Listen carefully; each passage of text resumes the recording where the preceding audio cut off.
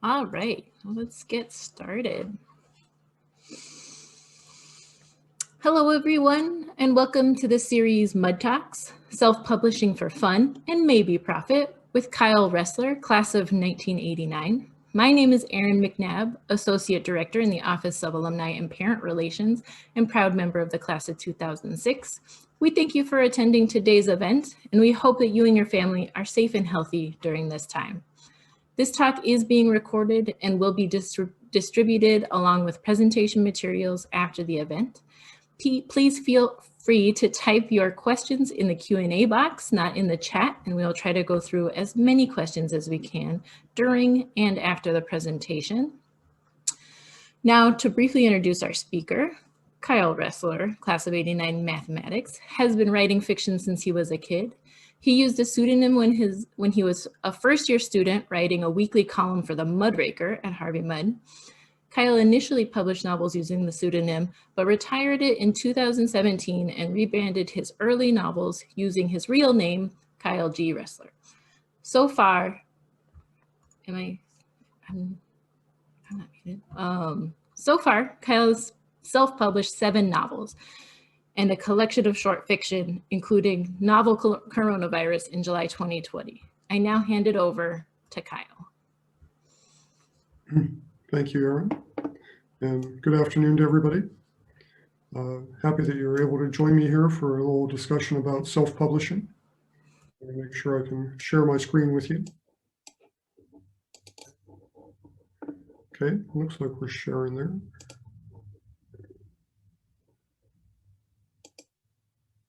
There we go. So our topic for today is self-publishing. I'll try to cover all sorts of different areas about self-publishing, but first, I want to tell you a little bit about me. When I was at Harvey Mudd, I wrote for the Mudraker all 4 years that I was there, using the pseudonym Mary Jane. The reason for the pseudonym was I was just a pretty shy student when I first got there, and I thought I'd be more forthcoming with a pseudonym. And since the student body was about 80% male at the time, a female name seemed like it would garner a little more attention, and Mary Jane seemed nicely disreputable. So you put all that together, and I wrote as Mary Jane for 4 years, and I used that for the first few novels that I self-published, but since have gone back to just writing under my own name. I was an Air Force ROTC cadet and served 7 years in the Air Force before starting a career in aerospace with Lockheed Martin. I've been married to Angela since 1999. Between us, we've visited over 110 countries and also done interesting things like teaching English for a year in Casablanca. And last year, we were AmeriCorps volunteers up in Fairbanks, Alaska. So you put all that together, and I like to think I'm taking Henry Riggs' advice. I remember President Riggs telling me it's okay to have a bunch of different careers during your life. So trying to take that to heart. So now I spend most of my time writing and occasionally talking about self-publishing. So we're going to go over the history of self-publishing just briefly, try and describe some of the differences between self-published and traditional publishing, but most of this talk will be about the kind of nuts and bolts of what you need to consider if you're going to self-publish yourself. So just to kind of cover the history a little bit, I guess you could say when Gutenberg first created his printing press, everything was self-published. Pretty quickly, a whole industry or whole business of publishing grew. And for whatever reason, that didn't always catch all the works that we have learned about over the years and have made their mark in history. So you end up with people like William Blake in the 18th century who wrote the poems and did the illustrations and paid for his own publishing as well. Jane Austen used a vanity publisher for Sense and Sensibility. So a vanity publisher, if you haven't heard that term before, they're people that do most of the work of a major publishing house. They'll do all the publicity, they take care of signing up the book and all that. The difference is you have to pay them. If you ever see any ads in magazines or online saying, we want to publish your book, that's almost certainly coming from a vanity publisher. Another option was employed by Mr. Dickens in 1843. His publisher didn't think it was worth trying to publish A Christmas Carol. So Dickens says, okay, well, you do all the work and I'll just pay you out of my own pocket. It was still a traditional publishing house. Of course, that ended up being a big hit, so it worked out pretty well for Mr. Dickens. And then the third option shown here on this list of people that have self-published, Virginia and Leonard Woolf, they set up their own publishing house, called Hogarth Press, specifically to publish Virginia's works, but also works that they thought were valuable or worthwhile. So kind of those three different paths to self-publishing have been available for a long time and have been used by a lot of famous names when, for some reason, they weren't able to get their work accepted by a traditional publisher. Mostly the reason that people have self-published before, say, maybe starting about 10 or 15 years ago, is the people that run the real publishing house told them no. Either they couldn't get an agent to accept their work to represent them to publishers, or the publishers themselves just turned down the work. And of course, the list of famous names that had this problem is pretty long. John Grisham, was rejected 40-some, 50-some times before A Time to Kill was published by a small college publisher. Even the first Harry Potter book, I think she got a dozen rejections before that was accepted by anybody. So there's plenty of examples of people that had some challenges to get into traditional publishers. But yeah, up until very recently, the only reason you would even consider self-publishing is if the traditional folks said, we're not very interested. Today, however, thanks to a lot of changes in technology, you really can decide that you would rather be a self-published author as opposed to going a traditional publishing route. And the three main innovations that have made that possible are the fact that there is an electronic bookstore called Amazon. And of course, there's others out there as well, but Amazon has a large share of the market. And the fact that that bookstore will accept your work and make it to look just as nice as Mr. Grisham's or Stephen King's or anyone else's, it is really sort of leveling the playing field and making it possible to get your work in front of folks that wouldn't have heard about you otherwise. The second main innovation is the fact that there are electronic books for the Kindle or Nook or the iPad or any other platform you may choose to read on. Of course, with electronic books, you don't have to store all the copies before they get sent out to someone. There's no printing costs, and you can sell books for 99 cents or whatever price you may choose, and people may therefore be willing to take a chance on authors they've never heard of. But even in the paperback or hardcover world, with the print-on-demand technologies that are available, you can also set up your book as a paperback or hardback with many of these companies that we'll talk about later. And there's no storage costs and there's no print run minimums. Back in, before, even say 20 years or so ago, if you did self-publish, you would be asked to buy hundreds or even thousands of copies of your book when you do the initial print run. And that was a pretty daunting investment, not to mention a storage problem for what you're going to do with them until you try to sell them. But with print on demand, when someone orders one more copy, they print one more copy and works out great for everybody. So with those three innovations, self-publishing really has become an affordable alternative to working with a traditional publisher. The number of self-published books, therefore, has exploded over the last 15 years or so. I show a couple examples of that here. The little black graph is showing that Smashwords, which is one particular website that will publish your book for you. They started in 2008 and now have grown to over 500,000 different titles in just 10 years. The data I have ends at 2018. And the number of self-published titles, or at least the ISBNs assigned to self-publishers back in 2017, was over 1 million. So I think it's fair to say that every year there are probably 1 million or more books being self-published, and that has just really changed kind of the face of what's available to read on Amazon or other online bookstores. So the question then is, what are some of the advantages or disadvantages to self-publishing?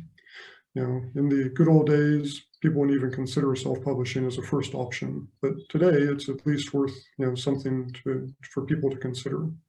So a couple of different times during this presentation, I'll show you some good news and some bad news about different topics. So the good news or the advantages about self-publishing are there's really no delay in getting your work published.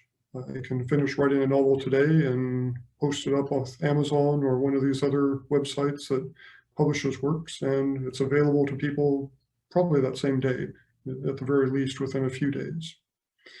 And you get a chance to control everything. There's no interference from editors. There's no interference from your agent. You have art in your purest form, if you will.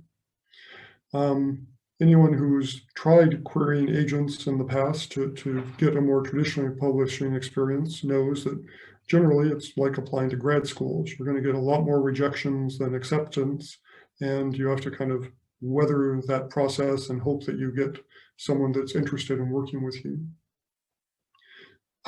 Also, authors will earn a much higher percentage of royalties off of a self-published book than with a traditional publisher. And if you happen to find yourself as someone that's famous or well-known for some other reason, self-help gurus, celebrities, self-publishing is a very viable option because you already have people's attention. If you have a million people that follow you on Twitter and you go on and say, I have a new book, well, odds are a pretty good number of folks will go and check it out for you.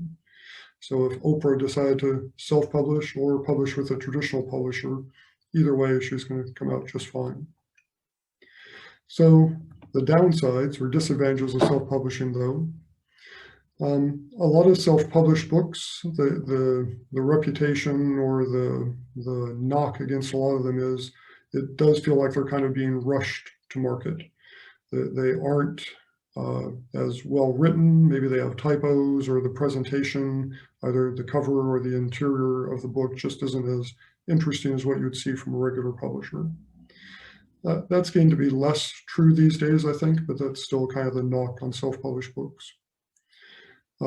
Next issue, it can be difficult to do it all yourself, though that's a great benefit that you have that creative freedom.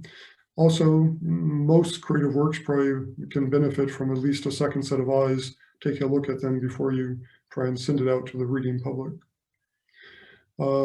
As far as that higher percentage of royalties goes, I'd like to remind you of this bit of mathematics, that 100% of zero is still zero. You may get a high percentage, but if you're not selling a lot of books, it may not end up being much of a benefit for you. And the really biggest problem of being a self-published author is trying to get readers to be aware of the fact you have this book and convincing them that you're someone that they should take a chance on and spend whatever hours it takes to read this book, as well as spending the money to buy the book from you as well. So with those issues in mind, let's talk about, is self-publishing for you? And I want to kind of look at this from two different points of view. You may be someone that has a book, or be it a novel or a nonfiction book, that you're interested in sharing with a specific group of people, maybe your family and friends, or colleagues within a specific field. So we'll take a look at that. And then option two is, of course, you want to become a bestseller and ditch that day job, go and jam with Stephen King and Dave Barry, who were in their own little band together for a while. And we'll kind of look at what the options are there as well. So this option one, if you have a family history or something in your specific field of study that you think a dozen or a few dozen people will be interested in, self-publishing really can be a very cost-effective way to make that available to those people. It's cheaper than making copies at Kinko's and mailing it off to folks, especially if you're doing ebooks, then there's really no distribution costs at all. The final product that you end up with either an ebook or as a paperback is probably going to look a lot more professional and authoritative than creating a PDF file and emailing that to people. And these options are available whether you're just working in text or you have a lot of pictures, graphs, whatever. There's e-publishers for graphic novels these days. There's lots of color options or black and white options. So it really doesn't matter what kind of book we're talking about. You can still make it available to people pretty easily. You get to decide how it's available, just as an ebook, as a paperback, or both. And you get to decide if it's actually for sale or not. There's plenty of publishers that will let you create the book and then just control that distribution just to people that you choose. I know a friend of mine, someone I worked with when I was working for Lockheed up in the Bay Area. His great-grandfather was a doctor during the California Gold Rush, and for many years in California history. And he had written a biography, but the family had never really done anything with it. It sat in someone's attic, and very few people had ever seen it. So this friend of mine took it and he formatted it correctly and used the Amazon's website to make it an ebook that's available for 99 cents. And now everyone in his family, as well as anyone else that just wants to read about California history, can enjoy it. So that's a very good use of this technology, just to make something available that otherwise would never see the light of day.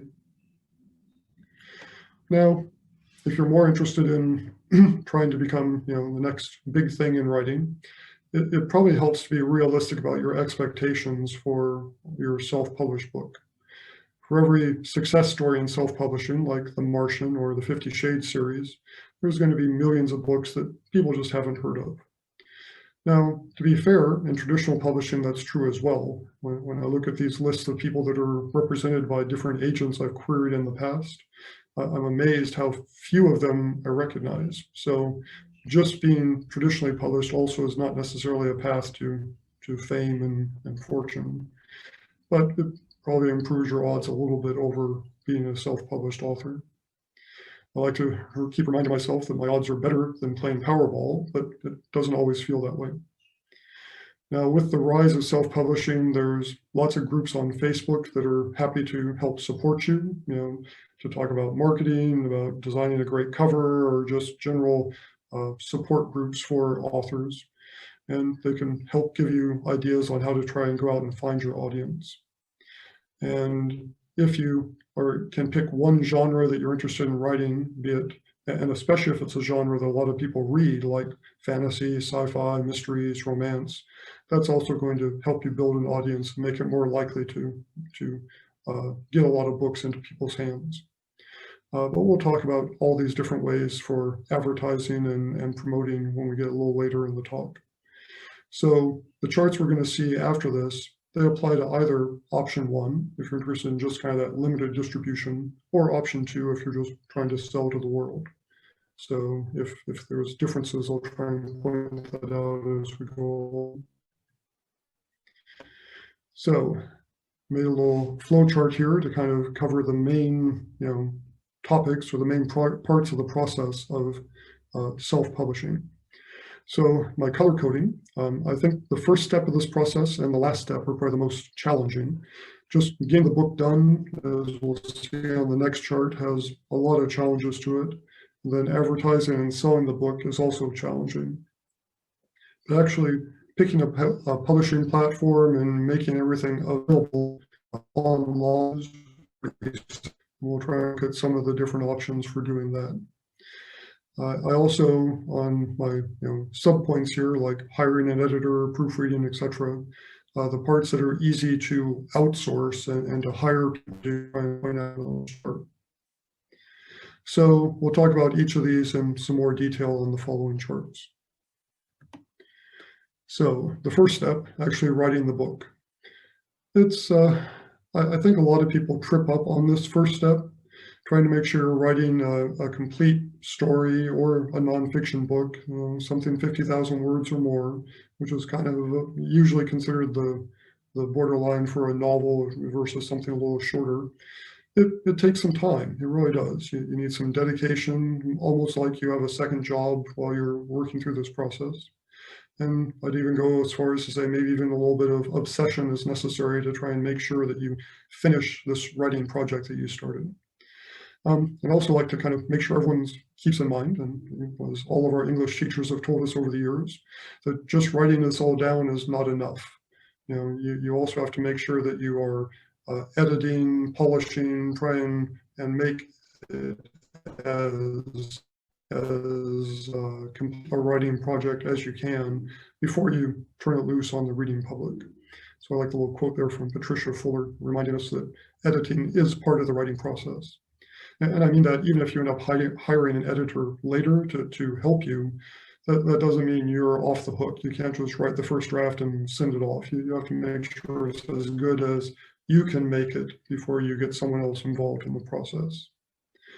I talked to some other friends who are self-published writers in preparing these charts, and the advice from one of them is there at the bottom. She went ahead and wrote 8 full-length novels before she tried to publish any of them. She wanted to try and make sure that she got that process down and her editing and polishing process down before she took something out there and said, this is as good as I can make it. Let's try and sell this to the public. So I just would like to encourage anyone out there who says, oh, I've got this great idea for a book. Well, that's good, but it's going to take you some time and effort to get it to a point where you're ready to self-publish. So now let's talk a little bit about the people that can assist you. As self-publishing has gotten more popular, of course, a lot more people have started advertising and letting the world know that they are ready to assist you and try and help you make your book as good as possible. So some of these people that you might consider hiring include editors and proofreaders. And yes, those are different things. An editor is a person who can turn something like the kind of crazy sentence I have there and turn it into, it was the best of times, it was the worst of times, or something that flows a little more trippingly off the tongue. Editors, they worry about whether each sentence and paragraph are good. They worry about the whole story, whether you're telling everything completely. They may suggest you need to add some characters or even get rid of some characters. They're really looking at the project as a whole. Whereas proofreaders really are there to fix your grammar, typos, use sorts of specific sorts of problems. And when you're doing those things yourself, it helps to remember, am I reading it this time as a proofreader or am I reading it as an editor? Cover design is one area that a lot of self-published authors get a lot of help in. Unless you happen to have some background in graphic design, it's probably difficult to come up with a cover that meets 2 very important criteria, which is it's interesting, it catches the eye, but also that it fits the genre that you're working in. And we'll talk about that a little more on the next chart. The other group of people you probably want to make sure that you have are beta readers. It's good to have people that are sort of like the preview audience for a movie. You want to have a few people read it and give you some feedback before you publish and kind of go final on what your book is going to look like. Often you can find other writers who are interested in doing that on a quid pro quo basis.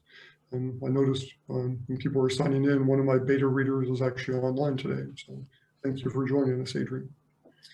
And of course, I guess you could hire a ghostwriter also if you want to skip that whole writing part as well. But I'm kind of mostly tailoring this to folks that are looking to write their own material. Kyle, I've got a question. Just a quick sidebar here. Yes. So someone asks, where do you find editors, proofreaders, ghostwriters, cover art, etc.? Yeah, there's going to be a lot of Facebook groups there as well, where you can look for people and post little things like, hey, I'm looking for a editor or cover designer. But if you just Google it as well, if you Google something like editor self-published books, I'm guessing you're going to get a whole lot of responses, because it really has become an area that for folks that want to finance their own creative endeavors, they spend part of their time editing or proofreading for other self-published authors. So I don't think they're hard to find these days. Just go online and there'll be plenty of people that want to do it. Can you give any kind of like ballpark for what that, like some of these outsourcing things might cost a person? I've never actually tried to work with an editor or proofreader. I'm guessing in the hundreds of dollars. I don't think it goes more than that unless you're working with some big name or something. Cover designs, I'll show you in a future chart what that kind of cost range is. Great. And personally, I wouldn't ever pay for beta readers. I think that's more something to mix and match with some friends or other writers there. Cool. Okay. So, this little sidebar, why in the world are so many people writing novels? I'm always surprised by this. I would have expected there's maybe a couple of dozen people out there who say, oh, I just got to work on this book. That's really not the case. There's millions, and my theories on why that is are below. First, it is perfect for control freaks. You get to control everything, who lives, who dies, who does everything in the story. It's all up to you. There's no one you have to collaborate with or get permission from. But I think the main reason is there's really no barrier to writing a story, right? We all have thoughts, we all have ideas, and we all have had some sort of training during our education on how to write. So it's not like you think, oh, I want to paint today and I'm going to go on and paint a piece. Well, I think everyone realizes there's a certain amount of training and effort that's going to be required before you can start painting or sculpting or writing that symphony you have your mind on. But for writing a story, hey, we can all write. So for that, both the good news and that it's open to everyone, but also as we get into talking about how to kind of stand out in this very busy self-publishing world, that's also kind of the bad news that indeed, there are a lot of people out there writing novels as well as nonfiction. And this idea that it's so easy and so well paid, I think a good book definitely makes it look easy. That doesn't mean the process of getting it to that state where it looks so effortless is really effortless to begin with. So just had to get that off my chest for a minute. Now we'll go back to cover design. Having an attractive and professional looking cover is certainly a good first step, but it's probably not enough to really make your book work for you as a marketing device. What you really need to do also is make sure that your cover matches the genre of the fiction or nonfiction book that you're writing. So as an example, I've got my novel Coronavirus cover there. And that's intended to try and show people that it's kind of playful, a little humorous, but also has the seriousness of the coronavirus getting ready to get smashed into the earth here. And whether or not that really kind of tells you what the book is going, or what genre the book is about, is very debatable. Getting someone to design a cover for you, the costs I've seen, start around $300 and go up to at least $1,500 if you want to work with someone that has a lot of experience, a lot of kind of credits in the writing world or in the cover design world. But even if you want to work on it yourself, it's probably a good idea to do a little research on the genre and get an idea for what sort of covers kind of make people immediately think, oh, this is that kind of book. And I'll show you a couple examples of that. One quick reminder, if you're working with print books, you need to design the back cover as well.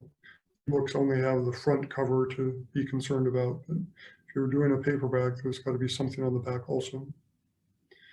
So just grabbed a few examples from Amazon here.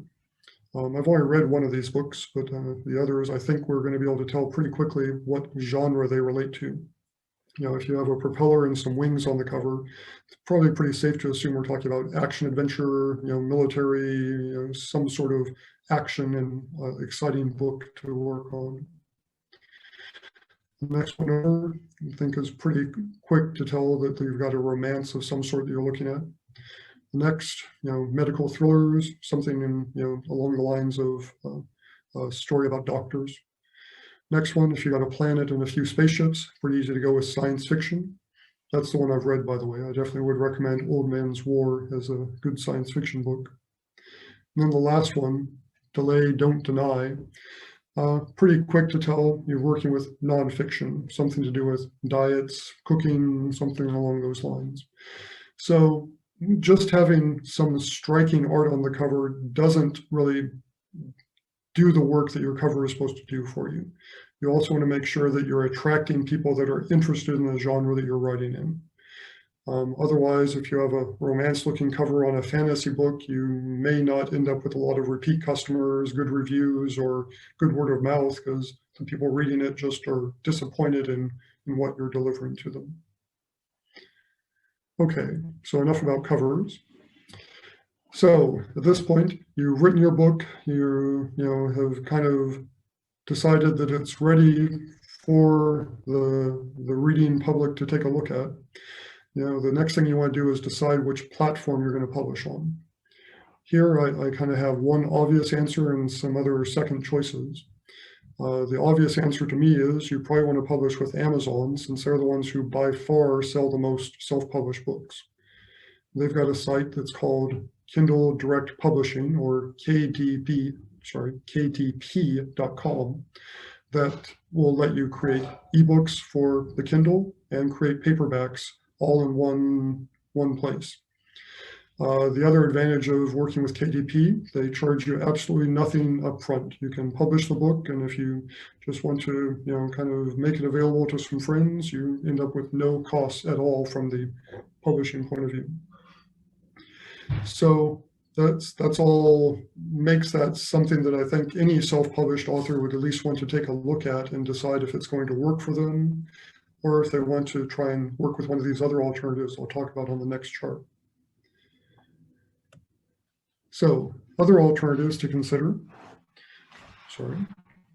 Smashwords I've used for all the books that I've published. They create output just for e-readers, but the nice thing about them is they create that output for all the different platforms.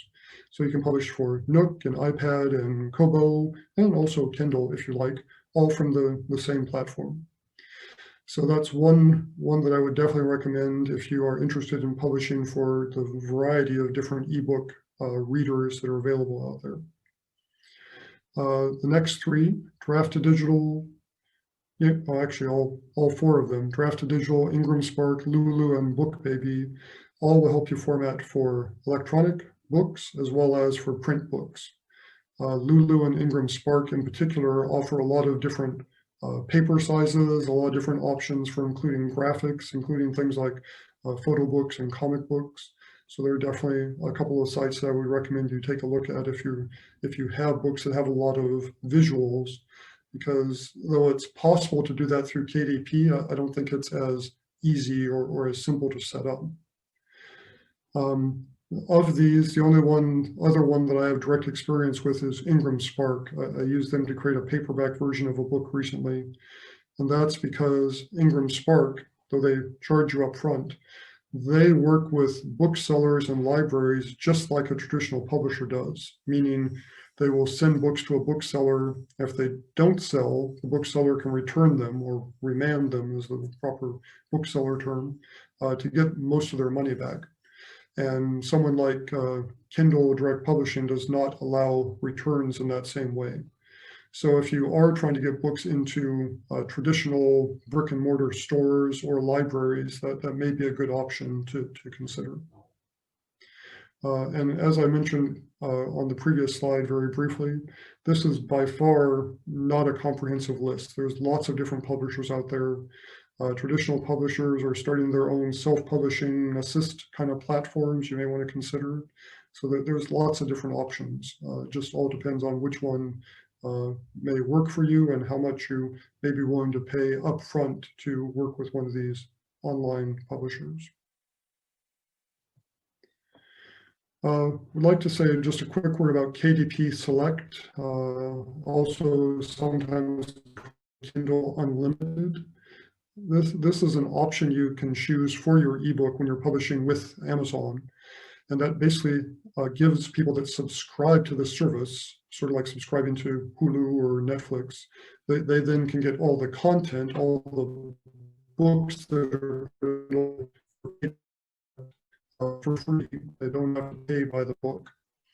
The way authors get paid in that situation is they get paid by the page read and get a portion of the money that Amazon has taken in from those subscribers.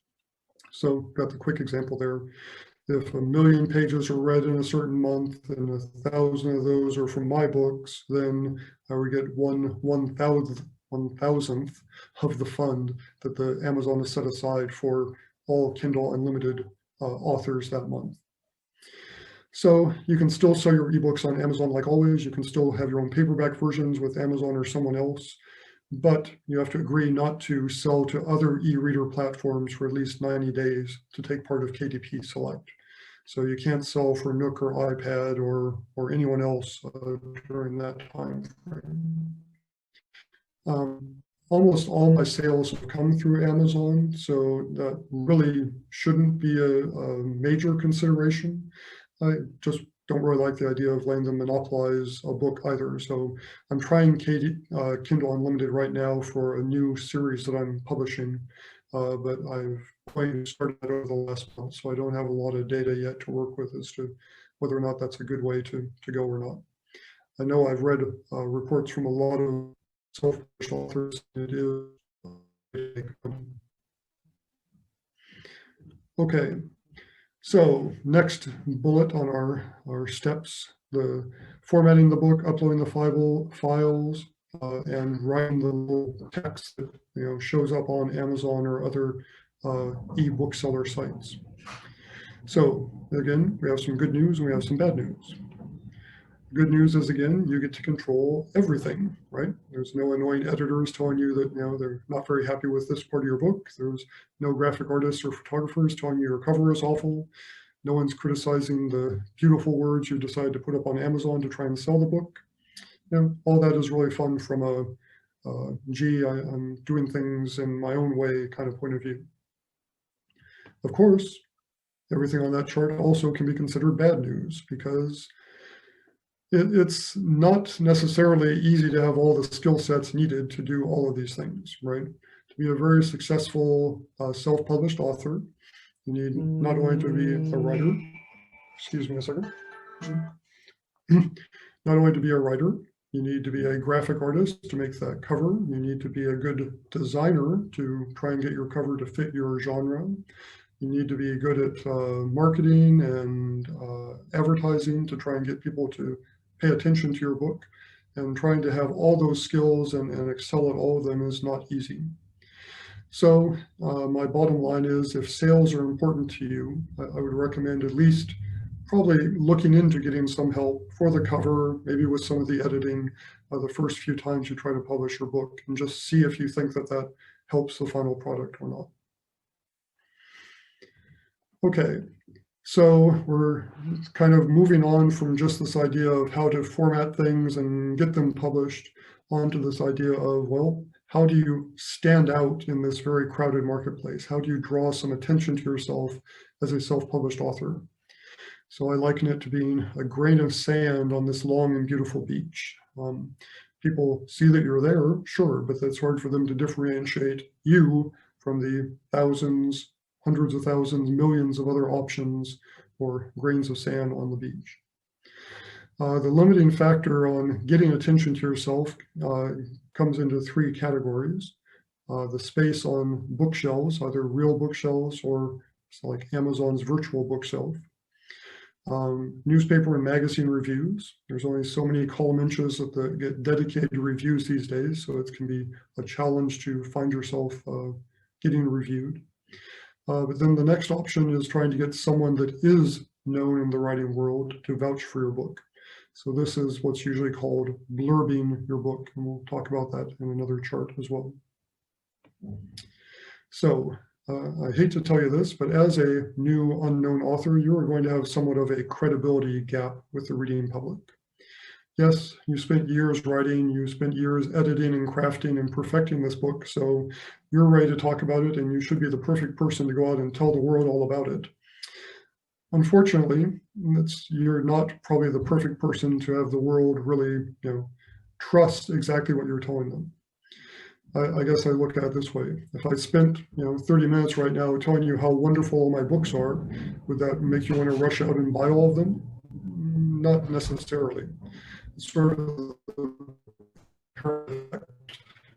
yes, you wrote it, you love it, you think it's terrific, but that doesn't mean other people are going to listen to you and say, he's got to be telling me exactly what I need to know about whether or not I'll like this book. So the best way to draw attention to your self-published book is to have some credible source kind of vouch for you and tell the world, yes, this book is good. This book is worth reading.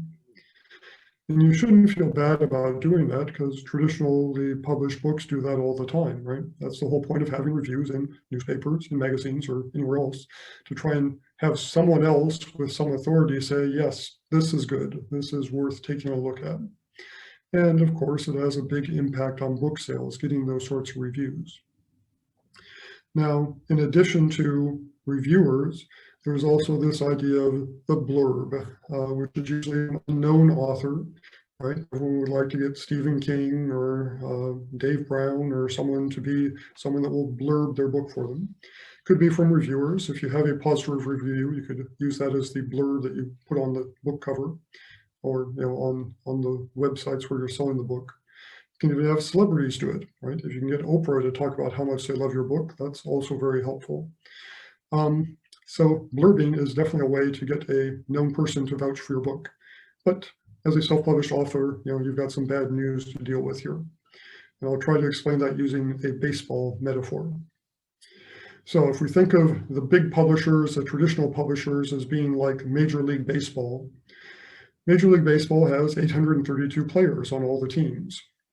And some of them are superstars, some are kind of the end of the bench guys or the last reliever, whoever gets into the game.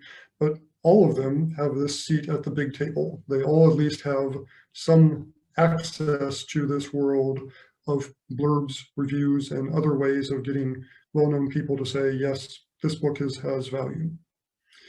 When you take a step down from that into, say, small presses, university presses, I would liken that to be more like being a minor league player.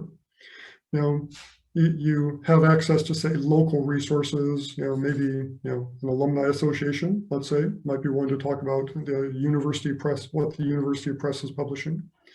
But in general, you probably don't have access to more of this national exposure, but you're only one step away from that big table. So you have a better chance of getting people to recognize your book and say good things about your book.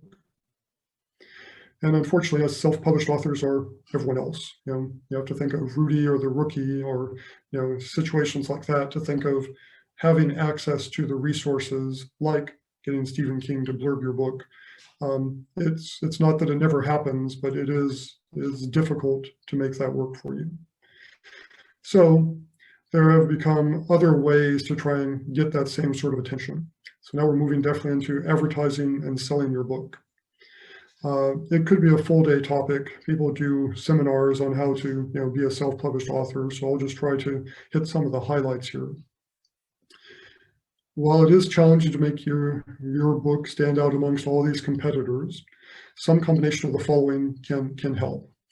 It helps to build up a mailing list or having some core set of readers that go out and buy your book each time you publish something new. So that way that kind of core group can help spread the word and tell other people it's something that they think they might like. You can advertise. Facebook, Amazon are some of the best places or most popular places to advertise books. It's good to write a whole series of books featuring the same characters. That way, if someone reads the first one and likes it, they may go ahead and continue following that character. You'll notice a lot of traditional publishers do that as well. And then it also helps just to write a lot of books. There's a Facebook group called 20 Books for 50K.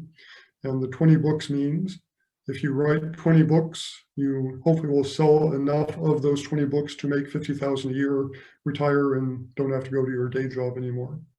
So that's their whole premise is you write a bunch of books, you try and put them in the same genre and have a lot of series, and that will help you in your efforts to make these books stand out to other people.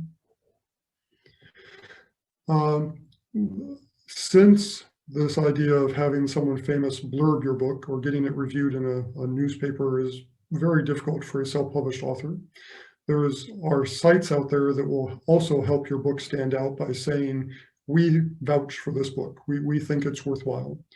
Bookbub.com is by far the best known of these. There's other sites that do similar things, Fussy Librarian, Book Gorilla. They all have a daily or sometimes a weekly mailing list that people have signed up to receive in certain genres. And if they feature your book, they will highlight it to people and say, here's this book in science fiction, or here's a new mystery that you should take a look at.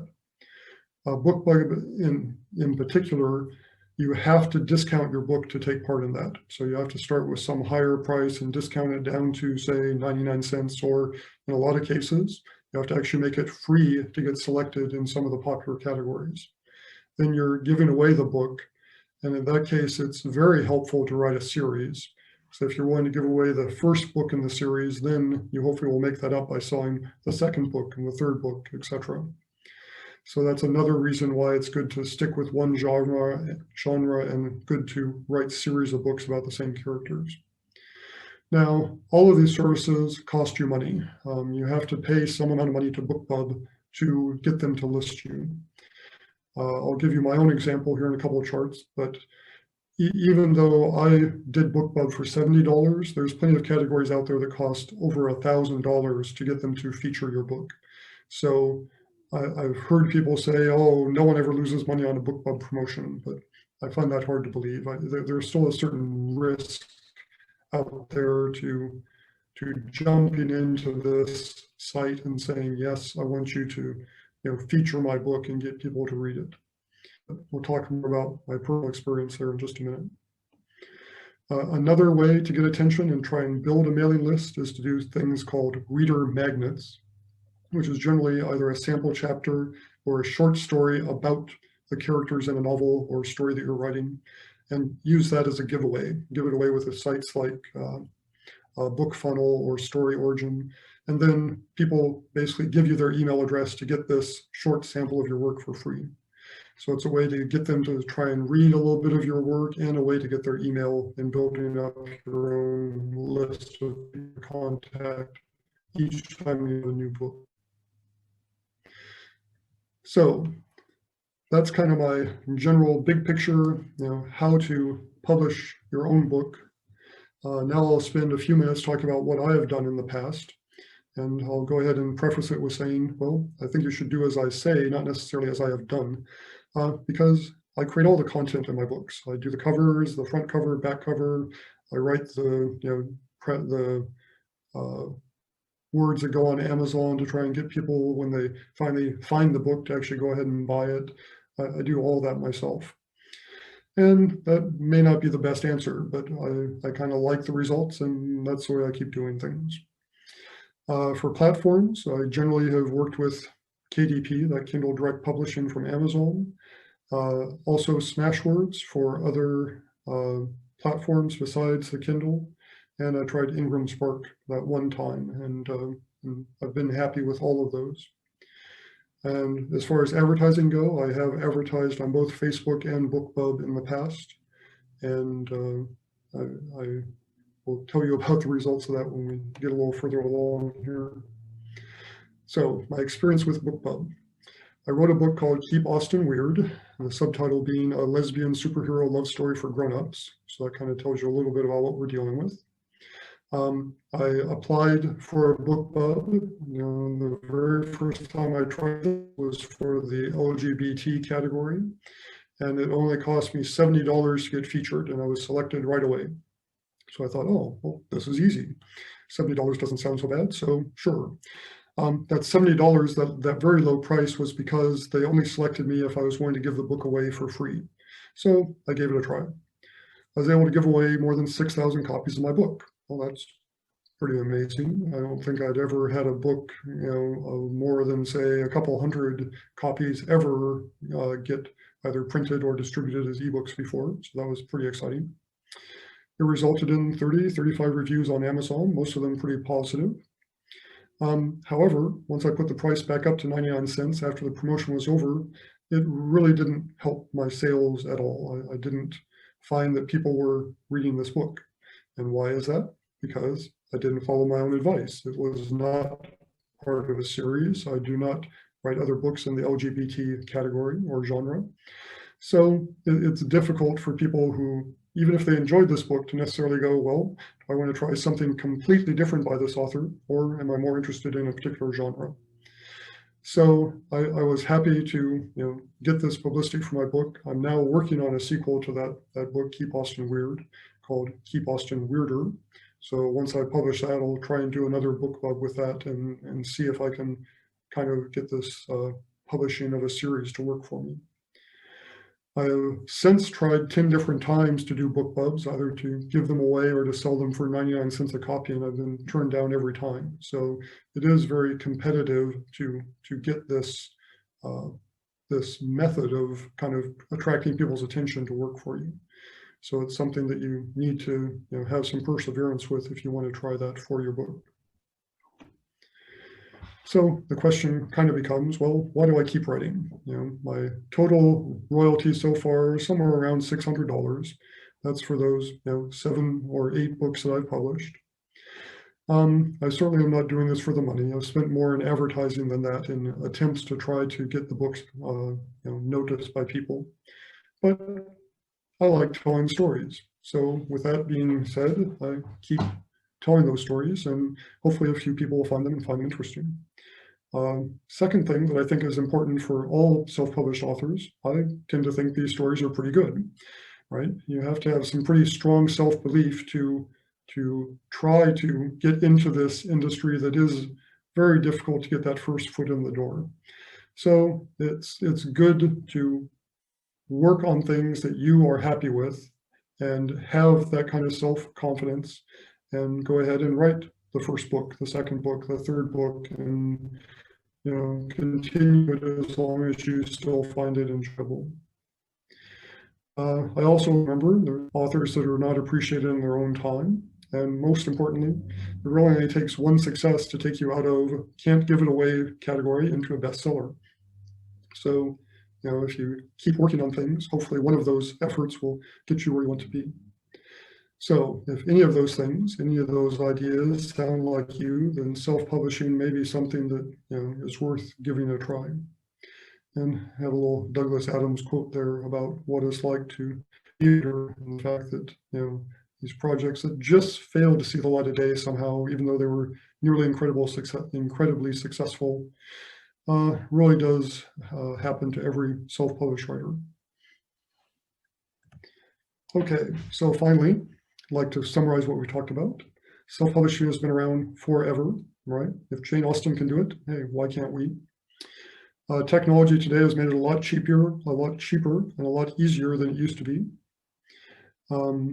You can do it either for just personal projects with a very limited audience or for more commercial purposes. If you want to do it all yourself, you can. If you want to hire pretty much the whole job out, you can do that as well, or anywhere in between. You can kind of decide for yourself how much of it you feel comfortable doing yourself. And unfortunately, it's not a really simple way to print money, or at least it hasn't been for me, but it does have its own advantages and its own rewards. It still is very nice for me to open a paperback that I've written and read a few pages and say, hey, it looks like a real book. It's not just on my hard drive. I'm not just looking at it on the computer screen. And there's something about that look of a published work that is really pretty enjoyable. So I'm happy to take any questions folks may have, or I've got some backup charts if we need those as well. Great. Yeah, we've got a couple questions kind of along the lines of nonfiction and technical content. How much of what you said applies to that area, or what might be different advice for nonfiction technical or textbooks writers? Sure. Well, to make it look like a kind of hardcover H&R kind of textbook, you probably need to go with a publisher like Ingram Spark that has all these different options in paper weight and paper sizes and the hardcover books. But if you're willing for it to look like a paperback, any of the publishers would still work. The only real difference is the more pictures you have or graphs you have or those sorts of things, especially if you want them to be in color, you're going to be increasing the printing costs of this book quite a bit.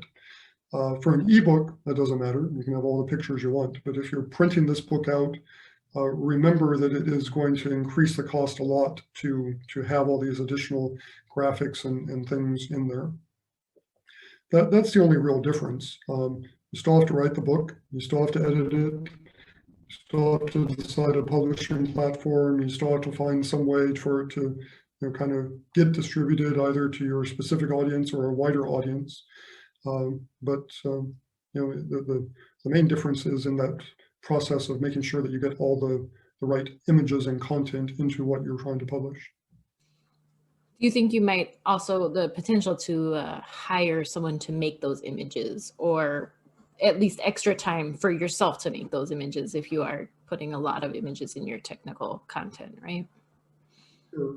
Yeah, and it's definitely an area where using something like Microsoft Word, it can support a lot of embedded images, and make it look real neat with the text wrapped around it and things. But it can be tricky to make that work exactly like you want it to. So it's another area where, as you say, it could be helpful to have some assistance if that's not something that you have a lot of experience with. Great. Someone asked, can you speak to your experience with Ingram? Sure. I first started using them, I'd say 2 or 3 months ago. I wanted to create a paperback version of the novel Coronavirus that I released in July. And I wanted it to be available to libraries and to traditional bookstores. So I found their website to be not as user-friendly as Amazon's. It takes a little more time to kind of understand what exactly they're looking for from you.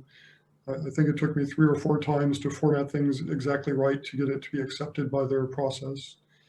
And their feedback when they told me something was wrong was not very complete either. You really had to kind of figure it out for yourself what wasn't working right in this process.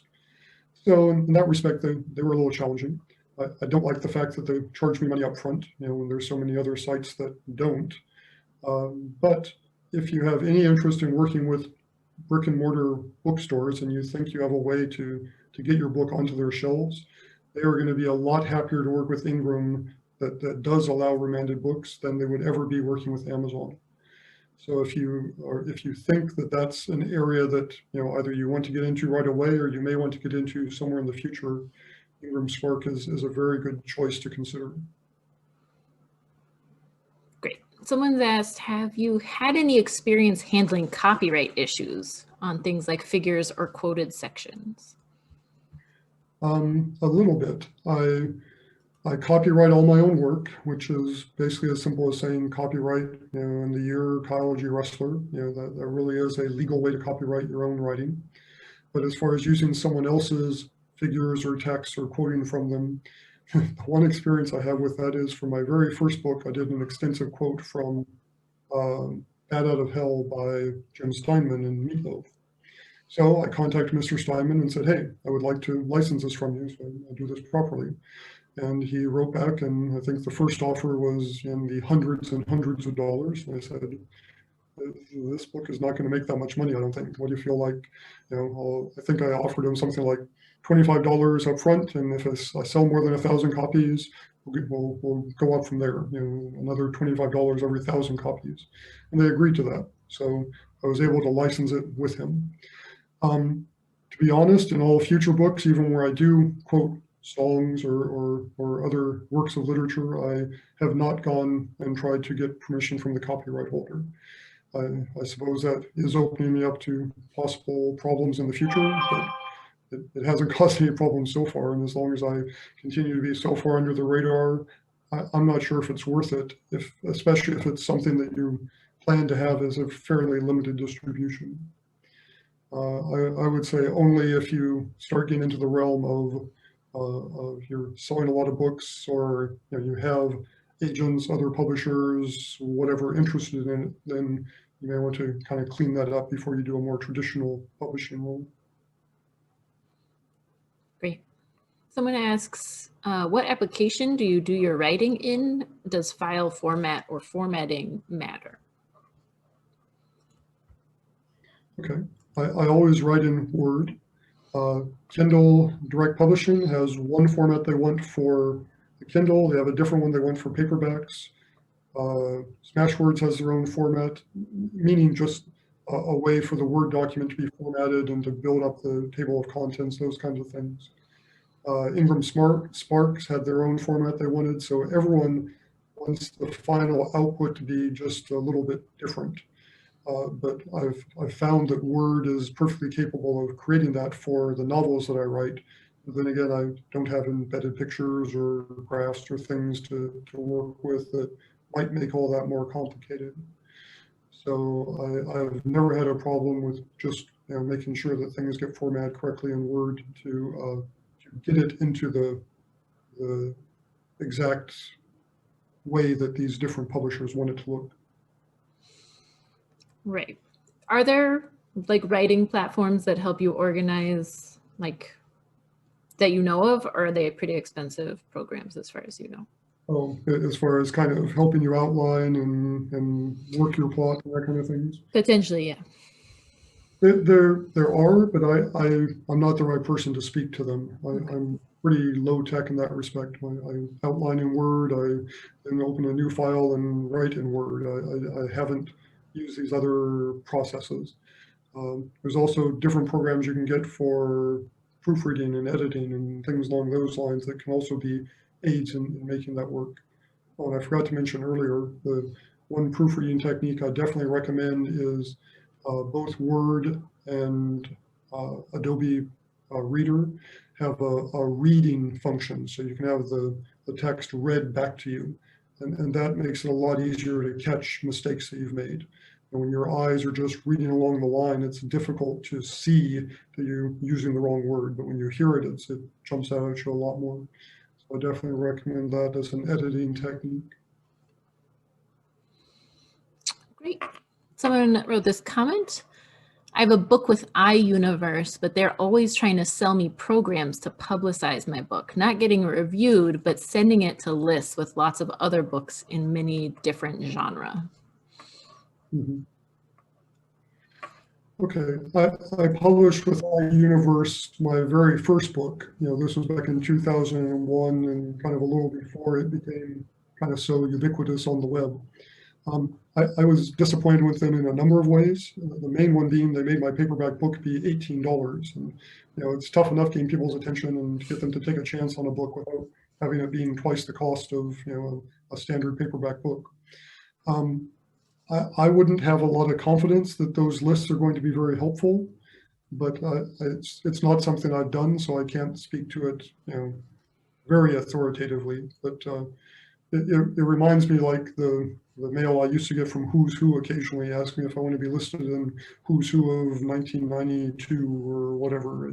Sure. It just always seems like something that's kind of nice to do, but the effect of being part of a large list is it may be difficult to stand out still. Well, great. That's all our submitted questions. Real quick, for the person that did publish with iUniverse, I would suggest they immediately go to KDP and publish with what used to be CreateSpace and is now KDP instead. You'll get exactly the same looking book. It's still a very well formatted paperback and costs you nothing up front, and your printing costs are much lower there than they are in iUniverse. Great. We actually had a last minute question about your pseudonym, which we didn't touch on with questions. Were you concerned at all about losing some name recognition? If I had sold more books, yeah, I would probably be worried about it. But at that point, I was afraid the pseudonym was actually costing me book sales because people thought that I was just writing about marijuana. So it's at some point, I had hoped that writing as Mary Jane and eventually showing up, on a talk show as this 6'6" tall guy saying, "Hi, I'm Mary Jane. How are you doing?" would be memorable and useful in my advertising and publicity. But when it wasn't going anywhere, I eventually just decided, I kind of like using my own name. So I rebranded the old books, and as of book 4 or so, I've just always written under my own name instead. So I didn't have success with the pseudonym, but or at least the goofy pseudonym I was using. So I don't know if, I'm sure other people have. Great. Well, I think that we're a little past the hour, so I don't want to hold people up too much longer. I want to thank Kyle today for sharing your knowledge and insights with us, and thanks to our audience for your questions and attending this event. Oh, my computer changed completely. We'll follow up within the next week with a recorded video and the presentation materials as well to use as a reference. Our next Mud Talks is next Wednesday, titled Talking Shop, How OCS Works with Mudders, which is with our Office of Career Services, and they'll discuss how to stay competitive in your career during these challenging times. I also want to highlight our gratitude challenge currently going on, running through December 17th.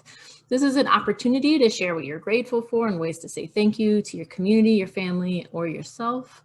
We hope you all participate. All upcoming events can be found on our online offerings page using the link included in your confirmation email or by visiting alumni.hmc.edu and clicking the online offerings. We welcome any suggestions for upcoming events. Just email us at alumni@hmc.edu. And thanks again for joining us. Have a great day. Thanks, Kyle. Thanks, everybody.